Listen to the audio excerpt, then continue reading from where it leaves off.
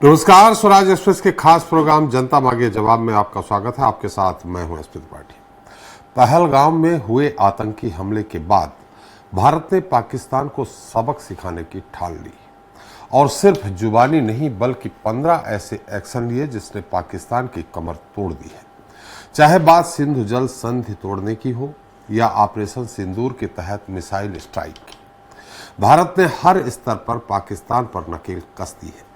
सबसे पहले 1960 के ऐतिहासिक सिंधु जल संधि तोड़ दी गई, व्यापारिक समझौते को रद्द कर दिया गया, चेनाब नदी का पानी रोक दिया, कूटनीतिक तरीके से पाकिस्तान को दुनिया से अलग थलग कर दिया, सभी तरह के आयात पर प्रतिबंध लगा दिए, डाक सेवा भी बंद कर दी गई, भारतीय एयर स्पेस भी बंद कर दिया गया, साथ ही पाकिस्तान के सैन्य सलाहकारों को देश से निकाल दिया गया। फिर अचानक से झेलम नदी में पानी छोड़ दिया गया, यूएन में पाकिस्तान को अकेला खड़ा कर दिया। खास बात यह रही कि पाकिस्तान को मुस्लिम देशों का समर्थन नहीं मिलने दिया। इसके अलावा भारत ने दुनिया भर के राजदूतों को बुलाकर पाकिस्तान के आतंकी नेटवर्क की भी पोल खोल दी, जिसके कारण पाकिस्तानी शेयर मार्केट में भारी गिरावट के चलते उसकी इकोनॉमी डगमगा गई। सलाल और बघलियार बांध को बंद कर दिया गया और रही सही कसर ऑपरेशन सिंदूर के तहत मिसाइल स्ट्राइक से पूरी कर दी। ऑपरेशन सिंदूर ने यह बता दिया कि अब भारत सिर्फ चेतावनी में नहीं एक्शन में यकीन करता है। साथ ही देश को यह यकीन भी दिला दिया कि दुश्मन की आखिरी तबाही तक ये एक्शन जारी रहेगा। आज हम इसी पर चर्चा करेंगे अपने खास पैनल से। आज का मुद्दा है जारी रहेगा अभियान, अब सुधरेगा आतंकिस्तान।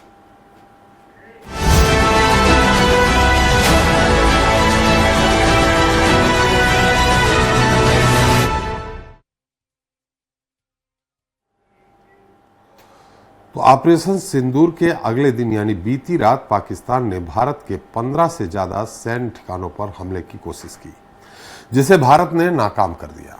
जवाबी कार्रवाई में भारत ने आज सुबह पाकिस्तान का एयर डिफेंस सिस्टम ही तबाह कर दिया। भारत ने इजराइल से मिले हार्पी ड्रोन का इस्तेमाल कर पाकिस्तान में खलबली मचा दी। भारत के जवाबी हमले की चपेट में पाकिस्तान के कई बड़े शहर भी आ गए। पूरे पाकिस्तान में हाई अलर्ट जारी कर दिया गया है। इधर भारत ने आगे और भी बड़ी कार्रवाई के संकेत भी दिए। आज इस पर चर्चा करेंगे, उसके पहले देख लेते एक ताजा रिपोर्ट।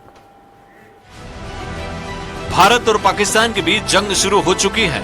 भारतीय सेना ने ऑपरेशन सिंदूर के तहत पाकिस्तान के खिलाफ एयर स्ट्राइक कर पाकिस्तान की जड़ें हिला दी हैं। पाकिस्तान के सियालकोट, लाहौर, कराची समेत कई शहरों में पाकिस्तानी सेना के एयर डिफेंस सिस्टम को भारी नुकसान हुआ है। पाकिस्तान के मिसाइल डिफेंस सिस्टम यूनिट्स पर भारतीय सेना के ड्रोन हमलों ने भारी तबाही मचा दी है। लाहौर के अलावा गुजरावाला, रावलपिंडी, चकवाल, बहावलपुर, मियांवाली, कराची, चोर, मियानो और अटक जैसे शहरों में भी ड्रोन हमलों की खबरें सामने आई हैं। एक के बाद एक हमलों से पूरी तरह से पाकिस्तान बौखला गया है। पाकिस्तानी शहरों में खौफ के आलम का अंदाजा इसी से लगाया जा सकता है कि अमेरिका ने अपने नागरिकों को लाहौर छोड़ने के निर्देश जारी कर दिए हैं। यानी अब दुनिया भी ये मान रही है कि पाकिस्तान तबाही की कगार पर खड़ा है और उससे महत्वपूर्ण ये कि अब तक उसे सहारा देने दुनिया के किसी देश ने हाथ आगे नहीं बढ़ाया है। इधर भारत ने एहतियाती कदम उठाते हुए 8 राज्यों के 28 एयरपोर्ट्स 9 मई तक बंद कर दिए हैं। इनमें खास तौर से जम्मू कश्मीर, हिमाचल प्रदेश, पंजाब, हरियाणा, राजस्थान और गुजरात शामिल हैं। बड़े एयरपोर्ट्स में श्रीनगर, जम्मू, लेह, चंडीगढ़, जोधपुर, राजकोट, धर्मशाला, अमृतसर, भुज और जामनगर शामिल हैं। दरअसल ये एयरपोर्ट्स पाकिस्तानी बॉर्डर से लगे हुए हैं। बहरहाल भारत हर मोर्चे पर अलर्ट है। पाकिस्तान के हर मूवमेंट पर नजर रखी जा रही है। ये लड़ाई की शुरुआत है और भारतीय सेनाओं के जाबाजों ने अपने अदम्य साहस से पाकिस्तान के दांत अभी से खट्टे कर दिए हैं, जबकि अभी तो पाकिस्तान को अपना अंजाम देखना बाकी है। Bureau report, Swaraj express. तो जारी रहेगा अभियान, अब सुधरेगा आतंकिस्तान। इस पर ज्यादा चर्चा के लिए मौजूद है हमारे साथ प्रवीण साहू जी हैं, बीजेपी प्रवक्ता रायपुर से हैं। मनोज यादव जी हमारे साथ जल्द जुड़ेंगे, मध्य प्रदेश समाजवादी पार्टी के अध्यक्ष हैं। भोपाल से। डॉक्टर CVS दागी जी हैं, रक्षा विशेषज्ञ हमारे साथ भोपाल से ही हैं। कामरान साकी जी हैं, डिफेंस जर्नलिस्ट हैं पाकिस्तान के, वो हमारे साथ पाकिस्तान से ही जुड़ रहे हैं। अली रजा नट जी हैं, अध्यक्ष आवामी यूथ मूवमेंट लाहौर से हैं। अजय त्रिपाठी सिक्योरिटी एडिटर हमारे साथ हैं। आप सभी का हमारे खास कार्यक्रम में बहुत बहुत स्वागत है। कामरान जी, मेरी आवाज आ रही है आपको?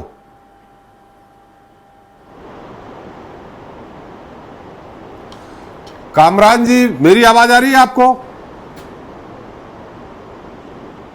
जी आ रही है, आपकी आवाज आ रही है। कामरान जी, जो भी खबरें आ रही हैं, जैसा कि कहा जा रहा है कि पाकिस्तान के एयर डिफेंस सिस्टम 3 जगहों के, रावलपिंडी है, लाहौर है और सियालकोट, इनको ध्वस्त कर दिया है जो इंडिया ने ड्रोन से अटैक किया है। क्या खबर है? इससे घटिया मजाक कोई इससे घटिया कोई मजाक हो सकता है कि आप 3 बड़े शहरों के एयर डिफेंस सिस्टम को कहें कि वो खत्म हो चुका है और पाकिस्तान अभी भी जो है वो आपके ऊपर किसी तरह से अटैक ना कर रहा हो या अभी भी सावधानी से काम ले रहा हो। एयर डिफेंस सिस्टम पूरा एक मुनज़्ज़म निज़ाम होता है और अभी तो कोई किसी एक रडार को खराश पहुंचने की भी खबर हम तक नहीं पहुंची। तो खुदा न खास्ता अगर ऐसी सूरत हाल आएगी तो फिर मेरा ख्याल है कि हम वेट नहीं करेंगे मजीद, और मजीद तहम्मुल का मुजाहरे की वैसे भी अभी भी गुंजाइश नहीं है, लेकिन फिर भी नहीं रहेगी। और ऐसा खुदा न खास्ता कोई मामला नहीं है और ना ही इस काबिल अभी इंडिया है। वो अपने राफेल और चीज़ों को उड़ा के उसने जो कमाल करना था वो कर चुका, और वो कितने गिरे या कितने बचे वो अब आप, क्योंकि आपकी भी मजबूरियां हैं और RSS और ऐसे इदारों का आप पे दबाव है तो शायद आप ना माने, और लेकिन फ्रांस जो है वो बनाने वाले इदारे जो है वो उस हवाले से बता चुके हैं। तो उनके पास रिपोर्ट्स हैं मुख्तलिफ वेबसाइट्स के ऊपर उन इदारों की अपने, तो उसे ज़रूर देखिए तो उससे अंदाज़ा हो जाएगा। पूरी उम्मीद रहिए, पाकिस्तान पूरा अमन है और कोशिश है कि हम इस मामले में उतना ही आपसे बदला लें या उससे थोड़ा सा ज़्यादा लें जितना ज़्यादती आपने सिविलियंस के ऊपर रॉकेट हमले करके की है। इससे ज़्यादा हम कोशिश कर रहे हैं कि अभी उसकी नौबत ना आए, क्योंकि असल मसला हमारे लिए ये नहीं है कि वहाँ पे कुछ लोगों को मारना, हमारे लिए इंसानी जानें मुकद्दम है। और फिर कश्मीर भी, हम तो हमेशा से ही हमारा क्लेम रहा है कि हमारा अपना है जिस पे आपने कब्जा किया हुआ है, जिसे हम मकबूजा कश्मीर कहते हैं, दुनिया इंडियन ऑक्युपाइड कश्मीर कहती है, आप उसे शायद आज़ाद कश्मीर का भी नाम देते हो। अब वहाँ पे हम बम गिराएं या गोले गिराएं या वहाँ पे अटैक करें तो हम किन पे गिरा रहे हैं? हम अपने ही लोगों पे गिरा रहे हैं। दूसरा, मुसलमानों की भी एक बड़ी तादाद पाकिस्तान में रहती है और हिंदुओं से भी कोई हमारी दुश्मनी नहीं है। हम उन सिविलियंस को किसी तरह से निशाना नहीं बनाना चाहते। कामरान जी बावजूद हमने उस तरह से बदला नहीं लिया जो कामरान जी जिस बदले से जो है वो इंडिया की नींदें उठी। जी कामरान जी, मैं आपको बता दूं, आपने कहा RSS का दबाव, मैं आपको बता दूं मेरे ऊपर किसी दबाव नहीं, ना मीडिया पे किसी तरह का संघ का कोई हस्तक्षेप है। दूसरा, मैं आपको ये बता दूं कि आपने कहा मैं अपने जगह पे, जिसको आप कह रहे हैं कश्मीर हमारा है, हालांकि उसकी हिस्ट्री पे जाएंगे तो आपका दावा जो भी है वो सच नहीं निकलेगा, क्योंकि जब माउंटबेटन ने अंतिम 22 राय थे, उन्होंने कहा था कि पाकिस्तान और भारत जब अलग हुए थे तब उन्होंने कहा था कि जितने भी राज्य है, 500 से ज्यादा रियासतें थी, उनको जहां जाना हो उनके तय करेंगे वहां के जो भी किंग है, राजा है।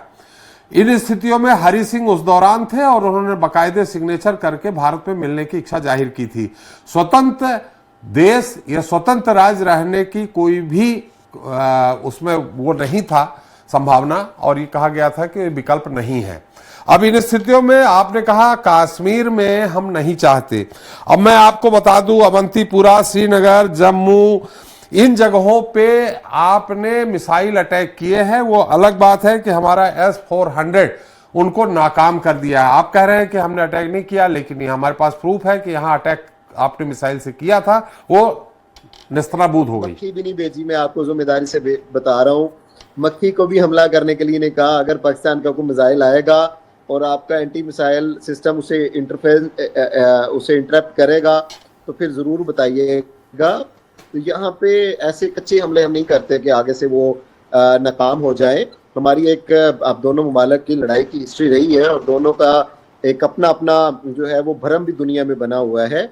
मैं तो एज अ डिफेंस को भी देखता हूँ, तो मैं अभी भी नहीं समझता कि जंग ज़रूरी है या जंग करनी चाहिए। आप देखिए कि उन असला बनाने वाले, चाहे वो रफाइल हो, F-17 हो, F-16 हो, या तेल की कीमतें हो, या ड्रोन बनाने वाले हों, तो उनकी शेयर्स की कीमतें आसमानों को छूने लगी हैं, सिवाय उनके कि जो रफाइल की तरह नाकाम हुए हैं। ये आलमी ताकतें, ये सुपर पावर्स, खुद साख्ता, खुद को कहने वाली, ये उनके मफाद में है। हमारे मफाद में ये कभी भी दोनों मुमालिक के जंग नहीं है। आप माने या ना माने, मुझे खुशी है कि आपके ऊपर आरएसएस का आप प्रेशर नहीं ले रहे, मुझे खुशी है कि मोदी का आपके ऊपर अगर प्रेशर नहीं है, तो हम अमन की बात कर सकते हैं, हमें अमन की तरफ जाना चाहिए। देखें, जान जो है वो दोबारा नहीं मिलती। ऐसा नहीं है कि दोनों तरफ चाइल्ड लेबर नहीं है, ऐसा नहीं है कि कोविड के अंदर पूरी दुनिया ने तमाशा नहीं देखा, जो कंधों के ऊपर लाशें उठी, जो ऑक्सीजन की कमी का इंडिया को भी सामना करना पड़ा, दीगर और मुमालिक के लिए भी बहुत सारी मौके पे मसाइल रहे। तो ये दफा का अरबों खरबों डॉलर का जो बजट हम लगा रहे हैं, वो दोनों तरफ बेहतरी के लिए भी लग सकता है।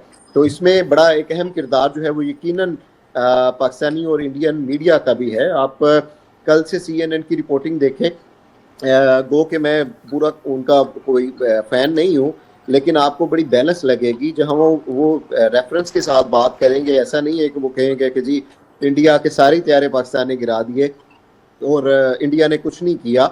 वो दोनों तरफ की बैलेंस रिपोर्टिंग देखेंगे। ऐसे ही अगर पाकिस्तानी और इंडियन मीडिया भी अगर ऐसे ही दिखाना शुरू कर दे, तो अवाम को हकीकत में चीज़ें आए। अब देखिए, कल जो इंडियन मीडिया ने रात सारी रिपोर्ट किया, उसकी वजह से मैं जानता हूँ कि इंडिया के अमृतसर और मुख्तलिफ शहरों के अंदर इतना लोग डर से जो है वो नहीं सो सके। बॉर्डर एरियाज के अंदर अभी भी वाघा और मुख्तलिफ साइड्स के ऊपर जो सिचुएशन है, फिर आज़ाद कश्मीर, मकबूजा कश्मीर, जिसे आप इंडियन ऑक्युपाइड कश्मीर कहते हैं, वहाँ पे जो सूरत हाल आप देख लीजिए। लोगों को हम डरा रहे हैं, उनके खूनों को, बेचारों को खुश कर रहे हैं, और ये पैनिक जो क्रिएट कर रहे हैं, इसका खुमियाजा हमें जो है वो देर तक भुगतना पड़ेगा। जी कामरान जी जो तस्वीरें आ रही हैं, अगर हम अमन की बात नहीं शुरू करेंगे तो आप यकीन कीजिए कि ये आप 1 महीना भी जंग जो है वो नहीं रोक सकेंगे, और ये फैल गई तो फिर आपके और मेरे बस में नहीं रहेगी। जी बिल्कुल सही कहा कामरान जी। मैं आपके पास फिर से आता हूँ। अली रजा नट जी हमारे साथ, अध्यक्ष हैं आवामी यूथ मूवमेंट के, हैं लाहौर से बैठे हैं। आप अभी कामरान जी इस समय कहाँ पे हैं? कराची में हैं कि इस्लामाबाद में? नहीं, मैं अभी लाहौर में हूँ जी। यहाँ पे चलिए, लाहौर से ही हमारे साथ नट साहब बैठे हैं। नट साहब, मेरी आवाज आ रही है आपको? जी आ रही है, लेकिन आप दिख नहीं रहे हैं, थोड़ा अंधेरा है आपके चेहरे पे। अब ठीक है? नहीं लगता है, आप अंधेरे में बैठ गए आज थोड़ा सा। चलिए, नहीं मैं अंधेरे में नहीं बैठा जी। मैं आपकी तसल्ली के लिए थोड़ा ओपन एयर में बैठा था, क्योंकि यहाँ पे अभी शाम का टाइम है। थोड़ा सा मैं बैठा था बेसिकली लॉन में, जस्ट टू एंश्योर यू और आपकी सेटिस्फेक्शन के लिए कि जो फिजा इंडियन मीडिया बनाना चाह रहा है या इंडिया की तरफ बनाई जा रही है कि यहाँ पे खुदा न खासा को बड़ा खौफ का आलम है और यहाँ पे कोई क़यामत टूट पड़ी है और एयर डिफेंस सिस्टम और बला बला वो खत्म हो चुका है। तो मैं आपको ये कंफर्म करने के लिए ओपन एयर में बैठा हूँ कि पाकिस्तान में we are enjoying the weather. यहाँ पे मौसम बड़ा खुशगवार है, हम खुली फजा में बैठ के आपसे बात कर रहे हैं। जी चलिए, ये जो तस्वीरें आ रही हैं, चाहे रावलपिंडी की हो, लाहौर की हो, सियालकोट की हो, मैंने दिखाई भी अभी पैकेज में अपने शुरू में, ये तस्वीरें झूठी हैं क्या? ये जानबदाराना चीजें जो है ना पिराठी जी, वो थोड़ी सी हमें उनको देखना पड़ेगा जी, क्योंकि जर्नलिस्ट का या थोड़ा बहुत, मैं क्योंकि जर्नलिस्ट तो नहीं हूं लेकिन थोड़ा बहुत जो मैं क्योंकि सियासत की और सहाफत की आपस में तो वो एक पैच अप और मैच दोनों ही चलते रहते हैं, तो वो उसमें गैर जानबदारियत होनी चाहिए। जैसे अभी मेरे भाई कामरान साहब ने बड़ी खूबसूरत, बड़े नपे-तुले अंदाज में लेकिन बड़ी जैनवन मुख्तसर सी बात की कि दोनों तरफ का मीडिया इस जो इस वक्त का माहौल बना हुआ उसमें अगर जिम्मेदारी का किरदार अदा करे तो ये बेसिकली दोनों मुल्कों की आवाम के लिए एक बेहतर स्टेप होगा। जी, जो तस्वीरें दिखाई जा रही हैं, मैं आपको रिमाइंड करवाता चलूं कि कल आपके ही प्रोग्राम में आपके ही एक गेस्ट ने बड़े वसूख से और बड़ी एक्साइटमेंट से और मुझे लग रहा था कि कहीं वो एक्साइटमेंट में आपका कोई कैमरा वगैरह या कोई स्टूडियो में छत कोई ना जा लगे, उन्होंने एक तस्वीर, एक वीडियो क्लिप दिखाया कि ये देखिए कि हमने आपका JF-17 जो है वो मार गिराया है, अगर आपको याद हो। जी जी, आज मैं उसकी आपके ऑन दी रिकॉर्ड, कल भी मैंने तरदीद की थी और आज मैं आपको उसका विद एविडेंस आपकी कोऑर्डिनेशन टीम के साथ मैं उसका एविडेंस शेयर कर देता हूँ। वो एक हमारा ट्रेनिंग जेट था जो 15 अप्रैल को मुल्तान के करीब एक सिटी है वेहाड़ी, VEHARI वेहाड़ी, वहां पे ड्यूरिंग द ट्रेनिंग वो गिर के क्रैश हुआ था। और वो जो लोग उन्होंने कल क्लेम किया कि ये इंडियन सिविलियन है जो उनको उनके इर्द गिर्द खड़े हैं और उनसे बातचीत कर रहे थे, वो पाकिस्तानी लोग थे। वेहाड़ी मुल्तान के पास, ये आप चेक करवा लीजिएगा, 15 अप्रैल का ये वाकया है। तो ये सारी सिचुएशन है। मतलब जो प्रोपेगेंडा करना है तो उसके लिए कुछ ना कुछ तो ऑथेंटिसिटी होनी चाहिए। तो अगर आप कल की बात को पहले क्लियर कर लें तो फिर हम जो आज आप तस्वीरें चला रहे हैं उसकी भी बात कर लेते हैं, नंबर 1। नंबर 2 ये कि कल की जो हमारी डिबेट हुई थी बड़ी हेल्दी और बड़ी एक पावरफुल डिस्कशन थी जी। उसमें एक दो साइड से ब्लफ मारने की कोशिश भी की गई, बट इन शॉर्ट ये बात कि उसमें भी यही हमारा गालबन अगर उसको आप कहेंगे कमिटमेंट हुई थी कि आप भी चेक कीजिएगा अपने ज़राए से, अपने सोर्सेज से, कि क्या जो इंडिया के 6 त्यारे जो हैं वो नहीं मार गिराए। मैंने कल 6 मुतात अंदाज में कहा था, लेकिन जो कंफर्मेशन आई है हमारे पास थ्रू गवर्नमेंट सोर्सेज, वो 5 जेट जो हैं इंडिया के वो पाकिस्तान एयरफोर्स ने मार गिराए हैं।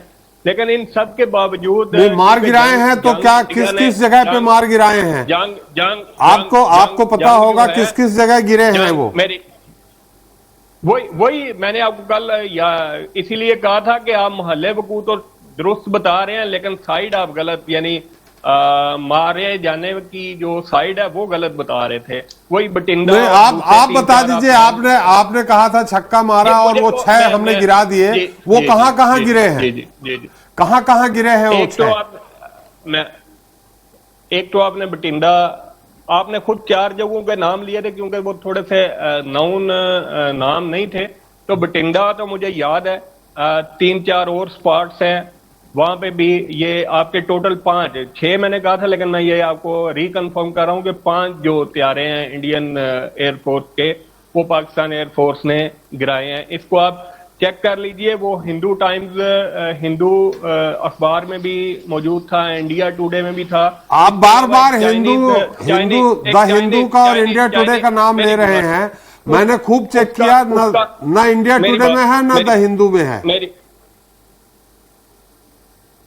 ठीक है, मैं मेरे पास वो उसका लिंक आ जाता है तो मैं आपसे शेयर कर लेता हूँ जी। अच्छा अली साहब, आपने कल बड़े दावे से कहा कि जंग नहीं होनी चाहिए, पाकिस्तान जंग नहीं चाह रहा अभी फिलहाल।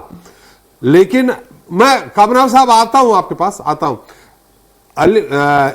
अली साहब, अगर पाकिस्तान जंग नहीं चाह रहा है तो रिपोर्ट है राइटर्स जी, अली साहब की रिपोर्ट है, आपके नाज़रीन सर्च कर ले। 3 fighter jets crash in India Jammu and Kashmir, local government says. ये मई 7 की 11:12 AM GST +5 की ये खबर है। और इसके अंदर उन जगहों उसके मुतालिक उन्होंने ये दी है, यानी कि गवर्नमेंट के आपके लोकल गवर्नमेंट एडमिनिस्ट्रेशन जो है यानी जम्मू की उसके रेफरेंस से उन्होंने इसे कोट किया है। अब आप अगर इसे नहीं मानते तो एक अलग मामला है, वो आपको लगता है। और इसमें तस्वीर भी हैं उन जगहों की, उन जो पार्ट्स गिरे हैं। चलिए एक बार अली साहब से। अली साहब, 14 जगहों पे मिसाइल अटैक किया गया है इंडिया में। पंजाब के साइड भी किया गया है, गुजरात में भुज में किया गया है, गुजरात में भी किया गया है और जम्मू कश्मीर में भी किया गया है। ये मैं आपसे बोल रहा हूं, परिणाम क्या रहा इस पे बात नहीं कर रहा हूं। आप कह रहे हैं कि पाकिस्तान जंग के नहीं चाहता, फिर ये जंग नहीं है तो क्या है? डॉक्टर साहब देखिए, जंग को थोड़ा सा आप अगर डिफाइन इसकी बैकग्राउंड में जाएं तो पहलगाम को बेस बना के क्या इंडिया ने अटैक किया विद इन पाकिस्तानी टेरिटरी या पाकिस्तान ने अटैक किया इंडिया पे? जी,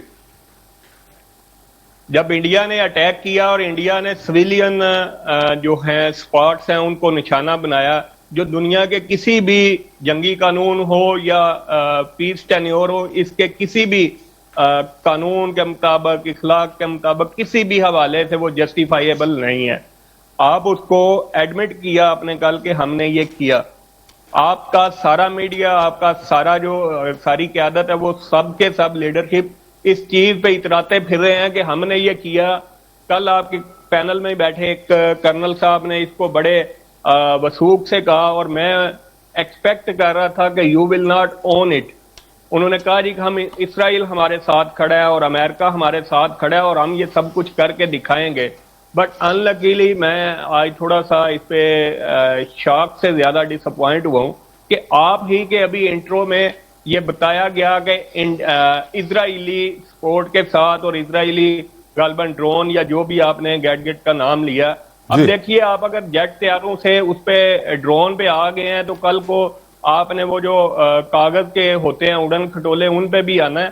तो इससे बेहतर है कि इसराइल को अगर आपने खुश करना है तो उसके लिए कोई और रास्ता निकाल लीजिए।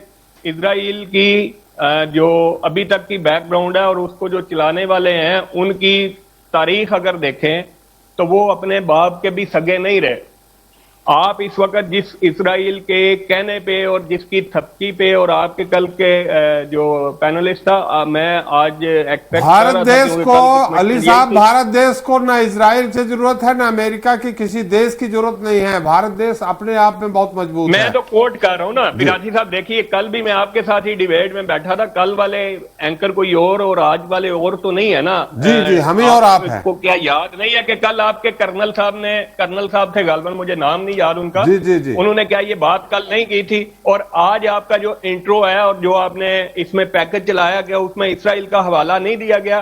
कल भी इसराइल की बात आपने शुरू की थी और मैंने उस पे कमेंट किया था इसराइल से जो ड्रोन लाया गया है, आज भी मैं छुपाता नहीं हूँ। आई एम सेइंग, मेरी गुजारिश सुनिए, मैं दोबारा आपको ये कह रहा हूँ कि आज भी हमने तो उस पर बात नहीं की। आपकी तरफ से जो उसको कोट किया गया है तो we have a right to argue over there. चलिए अली साहब और कमरान साहब, आप दोनों लोगों ने पाकिस्तान का पक्ष रखा। अब हिंदुस्तान का क्या पक्ष है? हमारे साथ रक्षा विशेषज्ञ दागी जी हैं, हमारे जो रूलिंग पार्टी है यहाँ मोदी जी की पार्टी है उसके प्रतिनिधि प्रवीण साहू जी हैं, रायपुर से हमारे साथ हैं। समाजवादी पार्टी के अध्यक्ष भी हैं हमारे साथ मनोज जी, और हमारे एग्जीक्यूटिव एडिटर राजेंद्र पाटिल जी भी हैं जो अपना पक्ष रखेंगे। दागी साहब, उन्होंने अपना पक्ष रखा और कमरान साहब ने तो शुरुआत की, इससे बड़ा जो कुछ हो नहीं सकता है। लेकिन जो तस्वीरें आ रही हैं उन तस्वीरों को हम देख रहे हैं। अब तस्वीरें AI से तो नहीं बनाई गई मुझे जो लगता है। फिलहाल क्या कहेंगे दागी साहब? थोड़ा सा दागी साहब अभी भी लेफ्टिनेंट हैं जी, लेफ्टिनेंट हैं दागी साहब, रक्षा विशेषज्ञ भी है जी। दागी साहब देखिए, कामरान साहब और अली साहब की बातों से सबसे पहले तो मैं ये बताना चाहूँगा कि बड़ा अच्छा लगा कि आप लोगों के विचार जान के, और ये होना भी चाहिए कि आपने कहा कि दोनों तरफ से युद्ध नहीं होना चाहिए, शांति चाहिए, ना वहाँ का आवाम चाहता है ना हमारा आवाम चाहता है। लेकिन जब कभी क्या होता है कि घर के अंदर जब कोई बाहर वाला इंटरफेयर करता है तो उसको हमें समझाने के लिए एक हमारी जो पहले से जो हमारे पुराने ज़माने से जो चली आ रही है हिंदुस्तान की, हम बड़ा प्यार से समझाते हैं और हम समझाना भी चाहते हैं। जब वो नहीं समझता है तो आप भी इस चीज़ से मेरे जो मैं बोलना चाहूँगा तो आप भी कि आपके घर में यदि कोई घुसेगा बार बार आके और ज़बरदस्ती उस पर कब्जा करना चाहेगा तो ऐसी परिस्थिति में आप भी उसको घर में नहीं आने देंगे। तो मैं एक चीज़ आपके इस माध्यम से मैं बताना चाहूँगा, जैसा कि सबसे पहले आपने बताया कि कश्मीर का जो मुद्दा है, तो कश्मीर का कहीं मुद्दा है ही नहीं। वो हमारा घर है पूरा हिंदुस्तान, और वो कश्मीर एक हमारा घर का एक पार्ट है, एक हमारा बच्चा है। तो उसके लिए सबसे पहले तो ये है कि उसके लिए हम किसी को ये अधिकार भी नहीं देते हैं कि वो हमारे घर में आके उसको समझाने की हमको समझाइश दे। दूसरा मैं आपको बताना चाहूँगा कि युद्ध हम भी नहीं चाहते हैं, ऐसा नहीं कि हम लोगों को मज़ा आता है, लेकिन यदि कोई सोचे कि हम तैयार नहीं हैं तो हर चीज़ के लिए हम तैयार हैं। यहाँ तक कि मैं आपको बताना चाहूँगा कि हमारी सारी फोर्सेस के साथ साथ आपको बहुत बेहतर तरीके से मैं बताना चाहूँगा कि विश्व का सबसे बड़ा जो यूथ है, जिसको हम वर्दीधारी यूथ बोलते हैं, वो एनसीसी, नेशनल कैडेट कॉर्प्स, वो तक आज हमारा तैयार है। और आज से नहीं, कम से कम आप मान के चलें कि 1971 से 1965 का भी यदि आप देखेंगे तो तब से हमारा वो यूथ, अब वो 18 लाख का जो यूथ है वो तक तैयार है, वो सेकंड लाइन डिफेंस के तौर पे। तो हमारी तैयारी हर तरीके से हर लेवल पे है, लेकिन हम कभी भी बाहर वाले को ये मौका नहीं देना चाहते कि वो हमारे घर में इंटरफेयर करे। आप शांति चाहते हैं, हम भी शांति चाहते हैं, लेकिन कई बार मौका देने के बाद जब वो नहीं होता है तो जबरन हमको वो चीज़ें करना पड़ती हैं। रही बात इसकी कि जंग हो रही है, हमने पहले बहुत मौके दिए, हर बार मौके दिए, लेकिन उसके बाद भी मौके नहीं आए। आज भी आपके पास मौका है। देखिए, ये माध्यम है, आज हम स्वराज चैनल में बैठे हुए हैं, मैं आपको बताना चाहूँगा, आप कहते हैं कि जंग लंबी जाएगी तो आपके आवाम के लिए, आपके देश के लिए, हमारे देश के लिए, ऐसा नहीं है कि हमको नुकसान नहीं होगा, हमको भी नुकसान होगा। वो जो आपने एक पॉइंट बोला वो मैं भी बोलना चाहूँगा कि वो जो खर्चा है, वो पैसा है, वो हमारी ग्रोथ में जाना चाहिए। तो आज भी आपके पास मौका है कि उस चीज़ को आप चाहें तो रोक सकते हैं उसको, क्योंकि आपको इसको समझना पड़ेगा और इस चीज़ को मानना पड़ेगा कि कश्मीर या जो भी आप मैटर बता रहे हैं, हमारी परिधि में जो है वो हमारा घर है, वो हिंदुस्तान को डिसीजन लेने दीजिए। वो नहीं तांगी साहब, पाक अधिकृत कश्मीर भी मेरा है। ये पूरा सिनेरियो यदि आप देखेंगे, हम तो नक्शे की बात कर रहे हैं, आप नक्शा उठा के देख लें, वो पूरा का पूरा हमारा है, उसके अंदर पीओके भी उसका पार्ट है। अब उसको कोई भी उसको बोले कि नहीं वो हमारा पार्ट नहीं है, तो वो हम मान तो नहीं लेंगे कि हमारे घर के एक टुकड़े पे कोई कब्जा कर लेगा। तो मैं ये आपको क्लियर कर देना चाहता हूँ, यदि शांति चाहते हैं तो आज भी मौका है इन सब चीज़ों को बंद करने के लिए, वो आपके हाथ में है। चलिए प्रवीण जी, आपको मेरी आवाज आ रही है?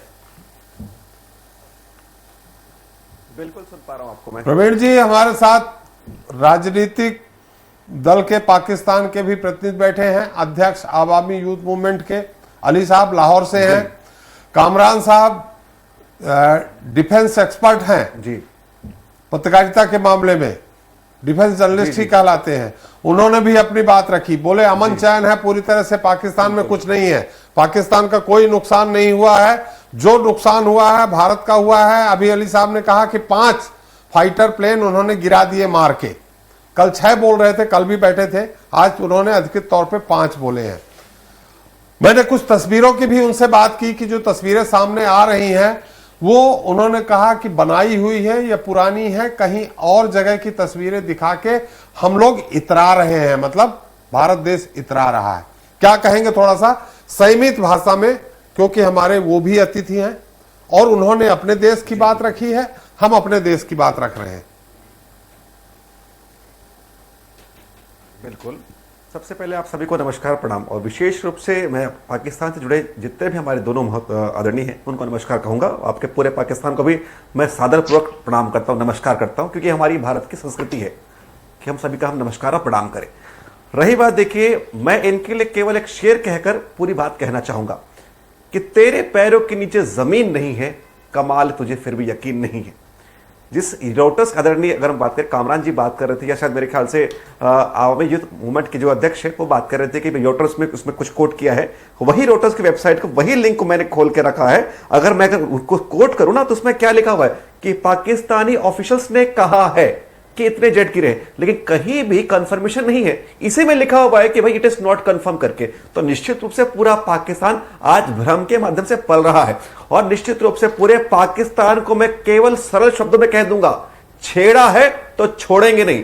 भारत कभी स्वयं अपने से युद्ध नहीं चाहता। कामरान साहब, आप लोग बहुत दूर दूर बैठे हैं, डिस्कशन नहीं हो पाएगा। मैंने जो भेजा, मैंने आपको डिस्टर्ब नहीं किया, मैंने आपको डिस्टर्ब। कामरान साहब एक मिनट, उसे ऑनर कर दे। ये आप कामरान साहब, मैं आपके पास आ जाऊंगा। रखिए, कामरान जी, आप यही तो थोड़ा सा औकात है, सच सुनने का साहस नहीं रखते हैं आप लोग।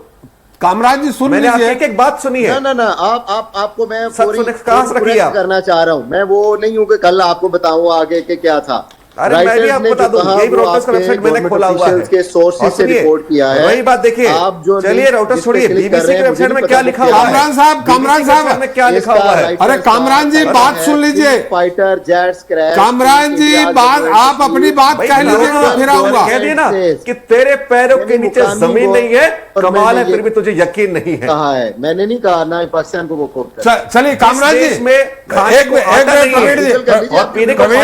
प्रवीण जी एक मिनट, कामरान जी एक मिनट, देखिए हम आपके पास फिर आ जाएंगे। आप लाहौर में बैठे हैं, ये रायपुर में बैठे हैं, आप लोगों के अगर बीच में टीका टिप्पणी करेंगे तो ना आपकी बात आ पाएगी और ना प्रवीण जी की आ पाएगी। प्रवीण जी अपनी पूरी बात रखे, जब आपने अपनी पूरी बात रखी चुपचाप सब लोग सुन रहे थे, तो इसलिए उनकी बात खत्म होने के बाद मैं आपके पास, आप हमें इशारा कर दीजिए, मैं आपके पास आ जाऊंगा, आप अपनी बात रख दीजिएगा। तो पूरी दर्शक जो सुन रहे हैं, हमारा काम दर्शकों तक सच पहुंचाना है, इसलिए हम आपसे अनुरोध करते हैं कामरान जी बीच में टीका टिप्पणी ना करें। जी प्रवीण जी।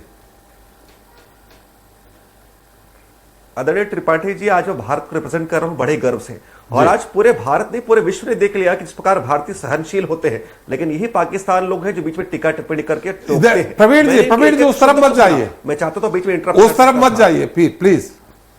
हाँ वही मैं कह रहा हूं, देखिए मैं वही कह रहा हूं, वर्तमान की परिस्थिति की हम बात करें तो जिस प्रकार अगर हम बात करें तो पहलगाम की जो घटना है उसकी जितनी निंदा की जाए वो कम है, लेकिन उसके अगर हम कहें तो हमारे पास राइट टू रिस्पॉन्ड है, उसका उपयोग करते हुए हमने जिस प्रकार पाकिस्तान में जितने भी आतंकी जगह है वहां पर हमला किया, लेकिन पाकिस्तान ने क्या किया, हमारे सैन्य ठिकानों पर हमला किया है। निश्चित रूप से कहीं ना कहीं एक्ट ऑफ वॉर है, और जब हम अगर रिस्पॉन्ड करें तो आपको तकलीफ हो रही है। हम तो स्वयं चाहते कि देखिए पूरे विश्व में अमन हो, हमने कभी किसी भी देश पर हमला नहीं किया है, लेकिन लगातार पाकिस्तान की जो हरकत है, अगर हम आज की हम बात कर ले, चाहे वो पठानकोट हो, चाहे वो अगर हम जम्मू की हम बात कर ले, कश्मीर की हम बात करें, लगभग 15 अगर हम स्थानों की हम बात करें, वहां पर आपकी ओर से लगातार जो है बमबारी हो रही है, जो फायरिंग हो रही है, तो उसको हम क्या समझे। तो निश्चित रूप से आप जो भी क्रिया करेंगे उसकी प्रतिक्रिया आपको देखने मिलेगी, और इंग्लिश में आपके लिए कह देता हूं, शायद आपको हिंदी समझ ना आए, every action has an equal and opposite reaction. तो आपको रिएक्शन तो बिल्कुल निश्चित रूप से देखने को मिलेगा। और देखिए लगातार पाकिस्तान तो स्वयं झूठ बोलता है कि भाई उसके यहां कुछ भी नहीं हुआ। 1947 में क्या हुआ था, आपने कहा था कि कबाली जो है कश्मीर में घुस चुके हैं, लेकिन बाद में आपको स्वीकार करना पड़ा कि कबाली नहीं, पाकिस्तानी आतंकवादी थे जो कश्मीर पर हमला किए। और लगातार हम भारत के रुख से, तो हमारा स्पष्ट रूप से यही है कि देखिए हम अपनी सरजमी पर किस प्रकार की आतंकी घटना को स्वीकार नहीं करेंगे। पूरा देश आज एकजुट है।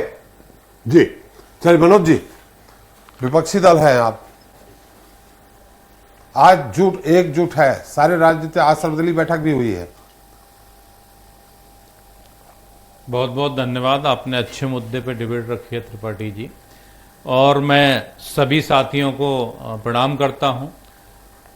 आज भारत हमारा हर तरीके से शक्तिशाली है। सरकार ने जो फैसले लिए हैं, हम हर फैसले के साथ में हैं, और जो हमारे इंडिया की कहावत है कि पहले हम छेड़ते नहीं है, बाद में छोड़ते नहीं है। तो अगर उन्होंने गलत किया तो उसका मुंह तोड़ जवाब दिया है, आगे भी करेंगे तो आगे भी दिया जाएगा। पूरा विपक्ष सरकार के साथ में है। भारतीय सेना ने एक बड़ा जो कारनामा किया है उसके लिए बधाई देते हैं, बधाई का पात्र, हमारी सेना बधाई की पात्र है। साथ में सरकार अगर डिसीजन लेती है कि पीओके जो पाक अधिकृत कश्मीर है वहाँ वो भी हमारा है, अगर वहाँ पे वो भी लेना पड़े तो वो हमारा विपक्ष उसके लिए भी तैयार है, क्योंकि हमारे राष्ट्रीय अध्यक्ष माननीय अखिलेश यादव जी ने पहले ही दिन कहा था कि जो सरकार फैसले लेगी, कड़े से कड़े फैसले लेगी, हम लोग उसके साथ में हैं। भारत जैसा हमारे, अगर सभी को याद होगा, जब देश के रक्षा मंत्री श्रद्धेय माननीय मुलायम सिंह यादव जी जब हमारे थे, तो जब हमारे जो सैनिक शहीद हो जाते थे तो उनका जो पार्थिव शरीर वहीं दफना दिया जाता था। तो उस टाइम भी जब वो रक्षा मंत्री बने, क्योंकि किसान के बेटे थे, उनके परिवार के कई लोग आर्मी में हैं, तो उनके पार्थिव शरीर को वापस लाने के लिए भी उन्होंने कहा था कि घर वालों को पहुंचना चाहिए। तो ये कानून पारित किया और उनको घर पर ले जाने की व्यवस्था की, और जो शहीद होते हैं उनके घर वालों को, विधवा पत्नी को 1 करोड़ रुपए पेट्रोल पंप पे। अभी तो युद्ध की बात करिए, हाँ, ये बात मत करिए कि क्या किया। नहीं, समाजवादी पार्टी हमेशा देश हित में, सैनिकों के हित में साथ है। ये मैसेज देना था। हो सकता है बहुत से लोगों को न पता हो कि, लेकिन माननीय मुलायम सिंह यादव जी ने ये रखा था। और एक और मैं बात बता दूं, इस अभी फिलहाल 11 बात तारीख करिए कि हमने क्या किया, पाकिस्तान ने क्या किया, इस पे बात करिए। ये राजनीतिक एजेंडा नहीं है आज जी।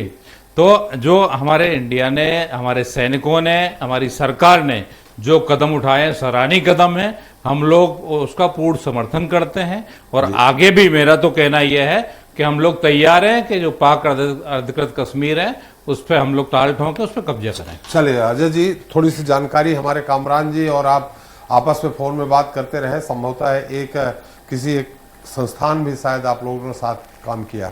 कामरान जी ने कहा कि बिल्कुल कुछ है ही नहीं। उल्टा अली साहब ने कहा कि भारत के जो फाइटर प्लेन हैं उनको हमने मार गिराया, वहां कुछ भी नहीं हुआ, लेकिन 26 सिविलियन वहां मारे गए जैसा उन्होंने कहा। हम कह रहे हैं, हमारे रक्षा मंत्री ने भी कहा कि 100 से ज्यादा हम आतंकवादी मार गिराए। अजय जी देखिए कामरान भाई तो हमारे साथ कभी जब ईटीवी में हुआ करता नेटवर्क में, कई बार ईटीवी उर्दू के साथ जुड़े, उनसे बातचीत हुई है कई बार पहले भी। हमारे बॉस राणा साहब हुआ करते थे, उनके माध्यम से। मुद्दा ये नहीं है, मुद्दा सिर्फ इतना है कि पाकिस्तान ने क्या, देखिए कंडेम्ड अलग अलग करेंगे, अलग अलग दावे करेंगे, सबके अलग अलग हमारे दावे कुछ होंगे, हमारी मिलिट्री के, लेकिन हम लोग मीडिया में बैठे हुए हैं। कामरान साहब बड़े जर्नलिस्ट हैं, पाकिस्तान के डिफेंस के मामले में बहुत एक्सपर्ट हैं। मुद्दा ये है कि आप जब तक सच के साथ नहीं खड़े होंगे, सबसे बड़ा मुद्दा है पाकिस्तान का और इंडिया का, वो है कश्मीर। आप कश्मीर में इंटरफेरेंस बंद कर दीजिए। जो अभी दांगी साहब कह रहे थे, हमारे कर्नल दांगी साहब, कि आप कश्मीर मुद्दा है, बहुत सारे इश्यूज अपने आप खत्म हो जाएंगे, क्योंकि पाकिस्तान हमारे लिए कोई अलग नहीं है। पाकिस्तान के साथ हमारे रिश्ते आज भी हैं। हमारे यहाँ बहुत सारी बेटियां बही जाती हैं, हमारा रोटी का रिश्ता आना जाना लगा रहता है। बहुत सारे लोग हमारे यहाँ पाकिस्तान के लोग हमारे यहाँ पे हैं। सवाल ये कि जिस दिन आप पाकिस्तान इंटरफेरेंस कश्मीर में बंद कर देगा, एक बड़ा इशू खत्म हो जाएगा। फिर ये तमाम दावे प्रतिदावे जो हम लोग कर रहे हैं, इस पर खत्म हो जाएगा। दूसरी बात ये है कि अगर इंडिया ने टारगेट किया आपको, आप जो बात कह रहे हैं कि अगर इंडिया बार बार कह रहा है कि हमने आतंकी संगठनों का जो उनके अड्डे थे उनको बनाया है, लेकिन आप खुद दावा कर रहे हो कि आपने सिविलियंस को मारा है। अगर ये खत्म होगा, क्योंकि सिविलियंस जब मारे जाएंगे तो कोई भी देश, चाहे वो छोटा देश हो चाहे भारत जैसा बड़ा देश हो, वो कोई खामोश नहीं बैठेगा। इसलिए हम मीडिया वालों की बड़ी जिम्मेदारी बन जाती है ऐसे समय पे कि हम लोग बड़ी संवेदनशीलता के साथ अपनी बात रखें और बड़ी संवेदनशीलता के साथ सरकार को, अपनी सरकारों को, आप अपनी सरकार को, हम अपनी सरकार को मैसेज देने की कोशिश करें कि सब ठीक हो जाएगा बातचीत के माध्यम से। आप दावे प्रतिदावे और इस तरह सिविलियंस को मारने की कोशिश ना की जाए। जी, तो सिविलियंस किसने मारे?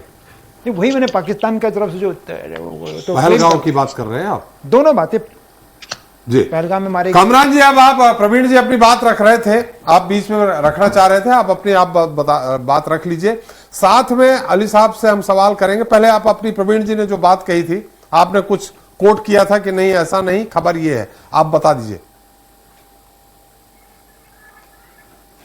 मैं जवाब दूं जी। देखिए, वो गूगल पे आप सर्च करेंगे और मैंने आपकी टीम को भी वो लिंक शेयर कर दिया है, तो बड़ी आसानी से जो है वो उसकी फॉलो अप स्टोरी और वो स्टोरीज मिल जाएंगी, जिसमें पूरी तरह से 3 तैयारों के तबाह होने की, ये मैं बड़े तैयारों की बात कर रहा हूँ, कि उसकी खबर है। दूसरा, मैंने फ्रांस के जो इंटेलिजेंस इदारों ने CNN से बात की है, उसका लिंक भी जो है आपकी टीम से शेयर कर दिया है, उससे भी वो कंफर्म कर सकते हैं और लोग गूगल भी कर सकते हैं और CNN वर्ल्ड की वेबसाइट के ऊपर कल की खबर पड़ी हुई भी देख सकते हैं, जिसमें वो क्लेम कर रहे हैं, वो बता रहे हैं, खुद बता रहे हैं कि फ्रांस के 1 से ज़्यादा राइफल तैयारे गुम हैं या मारे गए हैं और उसकी तादाद ज़्यादा भी हो सकती है। ये लिंक मैंने भेज दिया है, वो आपके व्यूवर्स गूगल से सर्च भी कर सकते हैं। क्योंकि पॉलिटिकल बंदों को, जो लोग डिफेंस के करीब से नहीं गुजरते, उन्हें नहीं पता, वो वही स्टेटमेंट्स दोहरा रहे होते हैं जो उन्हें किसी प्रेस रिलीज के अंदर नजर आती हैं या सोशल मीडिया पे। इसमें कोई शक नहीं है कि पाकिस्तान के अंदर जाली माली नुकसान गुज़श्ता रात के हमले में, यानी इससे पिछली रात के हमले में हुआ है, जो सिविलियंस इलाकों के ऊपर आपने हमला किया, वो इसमें भी कोई शक नहीं कि वो ऐसी जगहों पे हुआ है जो मसाजिद बड़े अरसे से बंद है। ये वो मसाजिद थी जिनके मुतालिक यकीनन इंडिया का इल्ज़ाम जो है वो रहा कि यहाँ पे शायद कोई खुदा न खास्ता ट्रेनिंग कैंप्स हैं या वो लोग हैं जो उन्हें मतलूब है, तो उन्हें ऑलरेडी गवर्नमेंट ने जो है वो बड़ी अरसा पहले, आप ये को 5-10 दिन 15 दिन पुरानी बात नहीं है, उन्हें सील कर रखा था। और अभी भी आप पाकिस्तानी मीडिया की खबरों को देखेंगे तो ये ज्यादातर हालातें जिन लोगों की हुई हैं और मसाजिद के ऊपर हमलों में हुई हैं, एक तो मसाजिद पे हमला अफसोसनाक है और इंटेलिजेंस कमजोर होने की वजह से ये वो लोग जांबक हुए हैं आपकी तरफ से जो गलत टाइम पे आपने हमला किया, जो वहाँ पे उसकी सफाई पे या जैसे चौकीदार अंदर ही रहता है अपने फैमिली के साथ, बच्चों के साथ, ये ज्यादातर वो लोग हैं, सवाए मौलाना मसूद अजहर की फैमिली और उन लोगों के जो एक मदरसे के ऊपर हमला हुआ और वो एक्टिव था। बाकी तमाम जगह मैं जिम्मेदारी से आपको बता रहा हूँ, और आपके इंटेलिजेंस इदारों को यकीनन अब पता चल गया होगा कि उन लोगों ने उन बेचारे सफाई करने वालों के, छोटे छोटे जिम्मेदारों के, गार्ड्स के और उनकी फैमिलियों को निशाना बनाया। आज के हमलों का भी मैं ये नहीं कह रहा कि आज जो ड्रोन्स आए हैं पाकिस्तान की तरफ वो नहीं आए, ड्रोन्स आए हैं और वो उन्हें जो है वो बड़ी कामयाबी से पाकिस्तान आर्मी ने जो है वो मार गिराया है। और वो 25 इसराइली साख्ता जो है वो ड्रोन्स हैं जिन्हें हैरोप ड्रोन कहा जाता है। और जो मैंने बार बार इनकार कर रहा हूँ और कर रहा था, वो आपका वो सवाल या कमेंट था जिसमें आपने कहा कि लाहौर, कराची और इस्लामाबाद, रावलपिंडी, मुख्तलिफ शहरों के डिफेंस सिस्टम को नुकसान पहुंचा है या वो मुकम्मल तबाह हो गया। उसके रद्द अमल में मैंने यकीनन अभी भी मेरा मौक़िफ़ यही है कि खुदा न खास्ता उससे खराश भी आई होती या उसके ऊपर इंडिया से आई हुई कोई मजबूत मक्खी भी बैठ जाती तो अब तक जंग लग चुकी होती। और हमें ऐसी बातें शायद नहीं करनी चाहिए कि खुदा न खास्ता कल एटॉमिक जंग जो है उसके लिए दोनों तरफ हुकूमतों पर दबाव पहुँचे। राइफल लेना, अभी एक पॉलिटिकल आपके दोस्त भी कह रहे थे कि जी हमारे पास यूथ है और जज्बे हैं और चीज़ें हैं, इनकार कोई भी नहीं करता और अपनी मैन पावर के ऊपर हमेशा से हर कोई इतराता है और एतमाद और इतराना चाहिए भी।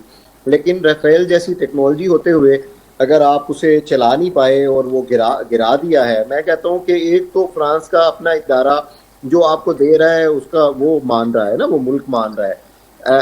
हम तो कह रहे हैं कि उसकी तादाद बहुत ज्यादा है, जैसे पे हमारे पाकिस्तानी जर्नलिस्ट भी कह रहे हैं। आपका कहने का मतलब राफेल को गिरा दिया आपने, मतलब है कि उस राफेल को गिरा दिया आपने कामरान जी, और आपको आपके एयर डिफेंस सिस्टम को भी मजीद बेहतर बनाने की जरूरत है, गुंजाइश मौजूद है उसमें। कामरान जी, राफेल को गिरा दिया आपने मार के।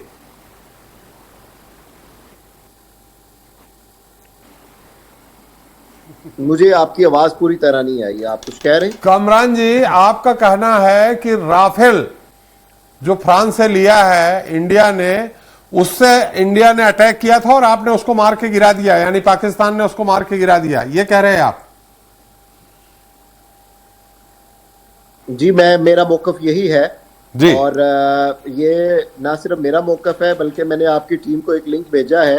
ये एक न्यूट्रल इदारा है, या जिसे शायद मुमकिन है आप उसे भी फेक न्यूज़ कहें, CNN, उसके जो वर्ल्ड का सेक्शन है उसकी कल की खबर है और उसका लिंक मैंने आपको 7:04 पे आपकी टीम को भेज दिया है।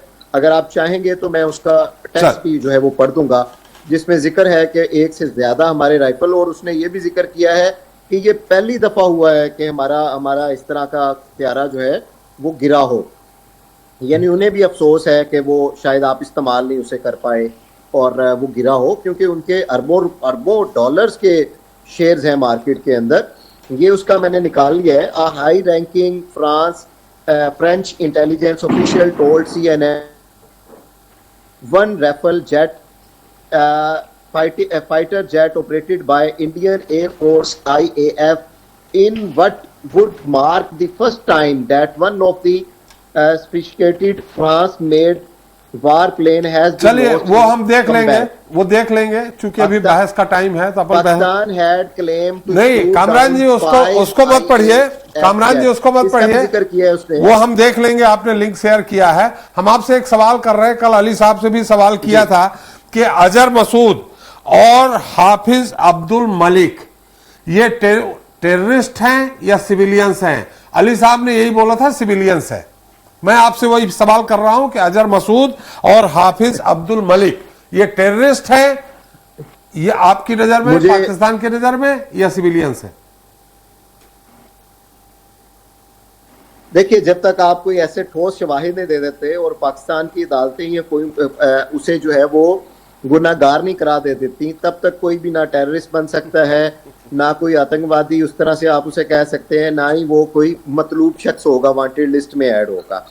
पाकिस्तान को जो अजहर मसूद के हवाले से और हाफिज सईद के हवाले से जो शवाहिद माजी के अंदर, माजी करीब और माजी बैद दोनों के अंदर, क्योंकि वो कोई 5 साल के तो हैं नहीं, उनकी हिस्ट्री आपने यकीनन पढ़ी होगी और रिपोर्ट्स भी चलाई होंगी, इतने अरसे से जो दे रहे हैं उसे ना पाकिस्तानी अदालतों ने कभी काफ़ी समझा और ना ही बैनुल अक़वामी जो लीगल एक्सपर्ट्स हैं उन्होंने काफ़ी समझा। उनकी कई दफ़ा पाकिस्तान ने जो है वो आपके कहने पे गिरफ्तारी की है। वो 1 दफ़ा नहीं, 2 दफ़ा नहीं, 3 दफ़ा नहीं, आप हिस्ट्री टाइमलाइन देखेंगे, उनका नाम लिख के आपके गिरफ्तारी भी कर देते हैं फिर छोड़ भी देते हैं। अभी क्योंकि किसी अदालत ने उसे गुनाहगार नहीं करार दिया, तो कामरान साकी के पास कोई इख्तियार मौजूद नहीं है कि वो किसी को गुनाहगार करार दे। तो जब कोई गुनाहगार नहीं है तो हम ना उसे लटका सकते हैं और ना ही हम उसे उसके बारे में कोई ऐसी बात जो कमेंट जो है वो कर सकते हैं। आपको काफी सबूत है जिससे साबित हो कि वो कहीं कामरान जी न सिर्फ अब्दुल कसाब का सबूत दिया गया था। कामरान जी अब्दुल कसाब का 26/11 बॉम्बे अब्दुल कसाब का सबूत दिया गया था, लेकिन आपके जज ने उसको कूड़ेदान में फेंक दिया था।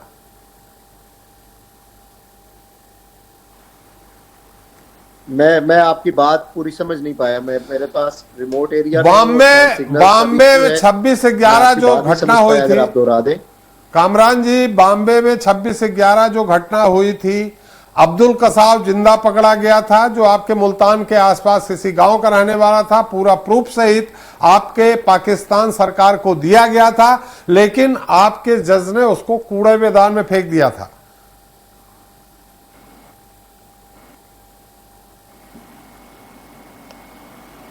देखिए ये सारी बातें वैसे ही हैं जैसे हम एक दूसरे पे हमारे दोनों तरफ के लोग इल्जाम लगाते हैं कि हमने उसे डोजियर थमा दिया और उन्होंने हमें डोजियर थमा दिया। ये वैसे ही बातें हैं, इनका हकीकत से उस तरह से ताल्लुक नहीं है।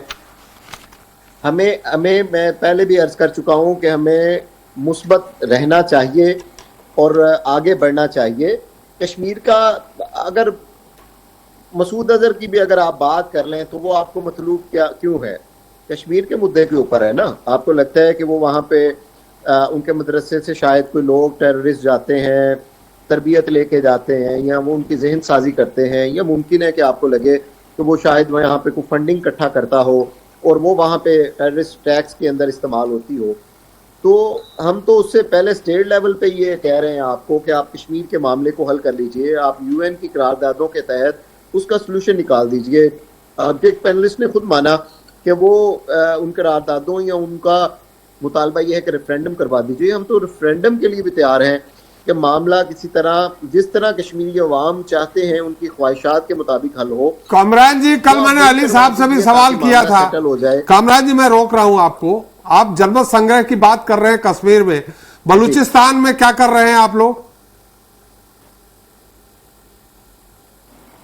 किसमें? बलूचिस्तान में बलूचियों के साथ क्या कर रहे हैं आप लोग? उनसे जनमत संग्रह कराएंगे? आपको अगर आपकी RSS और मोदी हुकूमत कुछ नहीं कहेगी तो मैं आपको जिम्मेदारी से एक लेटर भेजता हूं।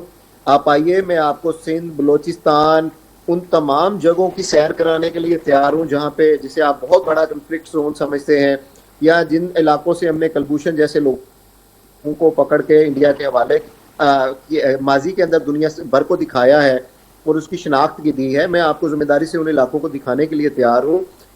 आइए, वहां पे आपको लगता है कि कोई रेफरेंडम लोग मांग रहे हैं तो मैं आपके साथ खड़ा हो जाऊंगा। इसे रिकॉर्ड कर लीजिए और रिकॉर्ड का हिस्सा बना लीजिए। चलिए, अली साहब से बात करते हैं। कामराज जी, लगता है RSS का भय बहुत ज्यादा है पाकिस्तान तक। आप बार बार RSS का नाम ले रहे हैं। RSS का भय पाकिस्तान तक है। RSS का भय पाकिस्तान तक दिख रहा है। जो जर्नलिस्ट बैठे हैं, आप ज्यादा मुझे लगता है कि पॉलिटिकल लोगों के साथ करते हैं। जो लोग जर्नलिस्ट आपके साथ बैठते हैं वो मुझे पुराना जानते हैं कि हम पे कितना यहाँ पे दबाव रहा है या उधर रहा है, लेकिन अल्हम्दुलिल्लाह मुझे उम्मीद है कि मैं जिन लोगों को जानता हूँ उन पे दबाव नहीं है, लेकिन बहुत सारे लोगों पे है। मैं इंडियन कम नहीं तो 35+ चैनल्स के ऊपर अपीयर होता हूँ। आपके व्यूवर्स भी मोहब्बत करते हैं और उसकी वजह यही है कि हम कोई इल्जाम तराशी या चीजें नहीं चाहते। जंग करना या लगाना बड़ा आसान होता है, लेकिन उसे रोकना जो है वो बड़ा मुश्किल हो जाता है। चलिए, अब तो हमारे रक्षा मंत्री ने कह दिया है। बड़े अली साहब, कमरान जी अली साहब, मेरी आवाज आ रही है? हमारे रक्षा मंत्री राजनाथ सिंह ने कह दिया है कि ऑपरेशन सिंदूर जारी है, जारी रहेगा। अब आपकी क्या राय है पाकिस्तान की तरफ से? दूसरा, कल बात हुई थी TRF को लेकर के, पहलगांव घटना को लेकर TRF ने आज ऑफिशियली वो भी जारी किया गया है वक्तव्य कि टीआरएफ ने जिम्मेदारी ली थी पहलगांव की घटना को लेकर और टीआरएफ की आप तरफदारी करने गए थे यूएन तक, मतलब पाकिस्तान सरकार।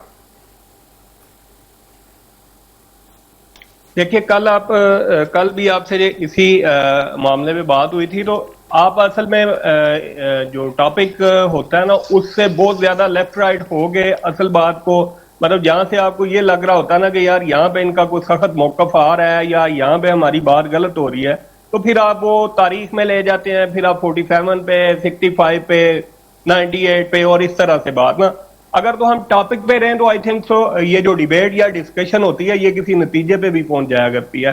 तो हम इससे पहले कि हम डिस्कशन शुरू किया करें, पहले आप टॉपिक क्लियर कर लिया करें। टॉपिक में ही है हम टीआरएफ वर्तमान में जो युद्ध चल रही है, दूसरी गुजारिश जी जी वर्तमान में जो युद्ध की बात हो रही है वो टीआरएफ पहलगांव की घटना को लेके ही हो रही है, इसलिए मैं उसी मुद्दे पे बात कर रहा हूं। मैं उसी हवाले से आ रहा हूं ना जी। मैंने कल भी आपको ऑफर किया था, अभी भी अगेनली कर रहा हूं, और पैनलिस्ट में भी अक्सरियत ने इस बात को एंडोर्स किया है, कामरान साहब ने और आपकी तरफ से भी एक साहब ने इसको एंडोर्स किया है, जर्नलिस्ट साहब जो आपकी तरफ बैठे हैं उन्होंने भी किया। देखिए मुद्दा अगर कश्मीर है ना तो उसको आप एक दफा बैठ के अकॉर्डिंग टू ना पाकिस्तान की बात करें ना इंडिया की बात करें, आप उसको इंटरनेशनल जो फोरम्स हैं उनके अकॉर्डिंगली सॉल्व करने के लिए क्यों कतराते क्यों है उससे? सॉल्व कैसे हो? आप बोल रहे हैं जनमत संग्रह कराए। देखिए मेरी नहीं ऐसे नहीं सर, मेरी बात सुने, मैंने आपकी सारी बात तसल्ली से सुनी ना जी। अब मुझे या तो कंप्लीट कर लेने दीजिए या अगर आपका कोई सवाल है तो एक ही दफा में कर लीजिए ताकि मैं उसको एड्रेस कर सकूं। देखिए जनमत संग्रह नहीं हो सकता है, कश्मीर भारत का अंग है, हमारा देश का मामला है। ये आप कहें कि कश्मीर जनमत संग्रह कराए तो ये कैसे संभव है? नहीं मैं नहीं कह रहा, आपको किसने कहा कि मैं कह रहा हूं? मैं तो कोट कर रहा हूं। मैं आपको ये कह रहा हूं कि कश्मीर अगर इशू है, कश्मीर को इशू आप बना रहे हैं, मैं दोबारा कोट कर रहा हूं कल वाली डिस्कशन, ठीक है? बात या अभी की कर लें आप, सारा मुद्दा जो असल में है ना इसराइल की जो थपकी है और इसराइल की जो इस वक्त चाबी है ना जंग के हवाले से, बारूद बेचने वाले उस आलमी साम्राज्य की बेसिकली वो नहीं बैठने दे रही जी। Pahalgam is not a big issue to जिसके लिए आप बैठ ना सकें। अगर आप इतने सीरियस हैं पहलगाम के लिए, मैंने कल भी कंडेम किया और उसके बदले में मैंने आपके सारे पैनलिस्ट के सामने एक ही बात रखी थी कि कुछ ही अर्सा पहले पाकिस्तान में जाफर एक्सप्रेस का सानिया हुआ है, उस पर टेररिस्ट ने अटैक किया है। मैंने 3 दफा कल आपकी डिस्कशन के दौरान पहलगाम में मारे जाने वाले सिविलियन और निहत्थे लोगों की मजम्मत की कि ऐसा किसी दुनिया के किसी भी कोने में हो, किसी भी नेशनैलिटी के साथ हो, वो चाहे किसी भी धर्म से तल्लक रखने वाला हो, मुस्लिम हो, हिंदू हो, सिख हो, एनीवन, उसका सिविलियन का निहत्थे आदमी का बेगुनाह मारा जाना वो किसी सूरत भी काबिल कबूल नहीं है।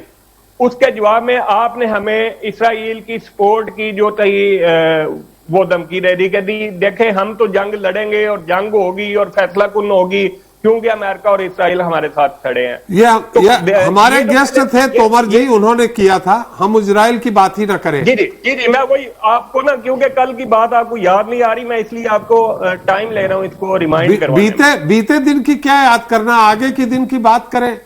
बीते दिन की बात चलें, आज की बात कर लीजिए, आज की बात कर लीजिए, तो आज से शुरू कर लीजिए जी। मैं आपको ये ऑफर कर रहा हूं, ओपन ऑफर है कि पाकिस्तान और इंडिया के माबैन आप चाहे 100 जंगें कर लें और कश्मीर का मामला अगर सॉल्व नहीं होता तो ये जंग होती रहेगी, ये टेंशन इसी तरह बरकरार रहेगी जी। तो Kashmir is a bone of contention between Pakistan and India. Pakistan और इंडिया में बैठी हुई करोड़ों की जो अवाम है, जो आम जनता है, वो इसमें वो बेसिकली वो कॉस्ट पे करते हैं इस जंग की, इस सारी जो टेंशन बनती है उसकी। खुश कौन होता है इससे? इसराइल जिसने असला बेचना है। खुश कौन होता है इससे?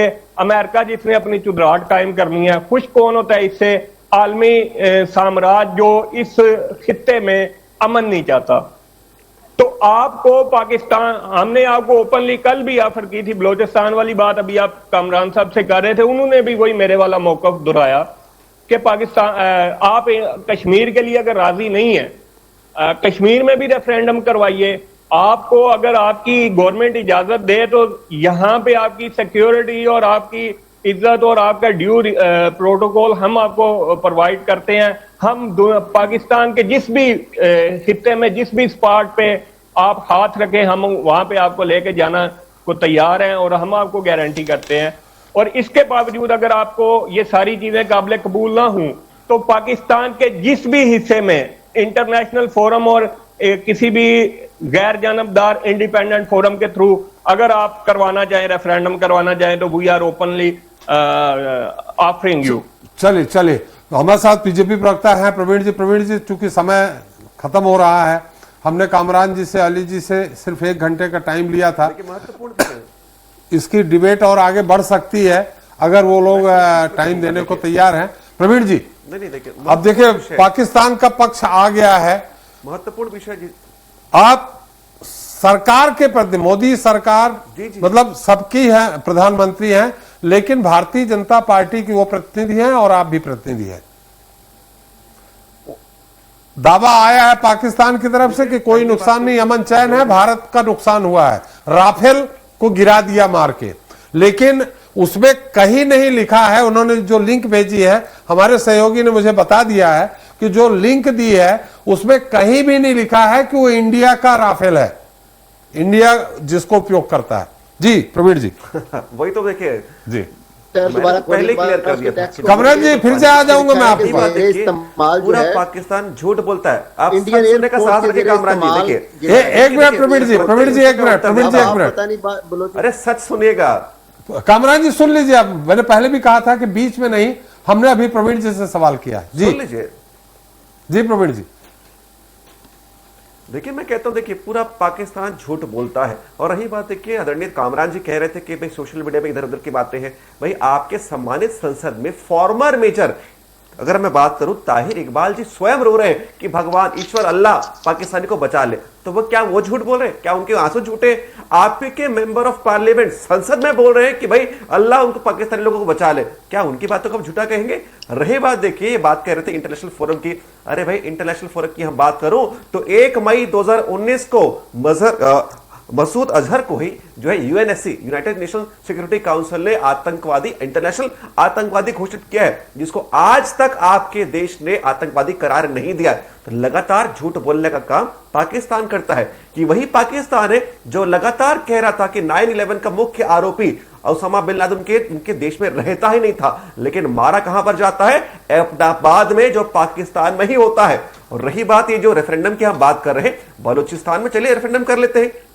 बीएलए जो आपके बलूचिस्तान लिबरेशन आर्मी लगातार पाकिस्तानी आर्मी पर लगातार हमला कर रही है, ये दिखाता है कि नहीं पाकिस्तान में कोई भी परिस्थिति ठीक नहीं है। और जो 1971 में हुआ था ना कि पश्चिमी पाकिस्तान और पूर्वी पाकिस्तान जो अलग देश बनकर बांग्लादेश बना था, वैसी परिस्थिति हो सकता है कि बहुत जल्दी देखने को मिले, लेकिन वो आपका आंतरिक मामला है। लेकिन स्पष्ट रूप से मैं एक वाक्य में कहूंगा कि पूरा कश्मीर हमारा है, और जो आपने अवैध रूप से कब्जा किया है वो भी हमारा है। तो ये शब्द का उपयोग करना बंद करिए कि Indian occupied Kashmir, that is Pakistan occupied Kashmir. और लगातार अगर हम कहें तो हमारा एक ही रुख है कि पूरा कश्मीर हमारा है, और पाकिस्तान लगातार आतंकवादी लोग को पनाह देते आया था और अभी भी देते आ रहा है। मैं एक ही गुजारिश आपसे करूंगा कि आप लोग आतंकवाद को पनाह देना बंद करिए, और जिस भाषा में पाकिस्तान समझेगा, स्पष्ट रूप से कह रहा हूं, उस भाषा में हम समझाएंगे। देखिए हमने कभी भी वॉर को इनिशिएट नहीं किया है,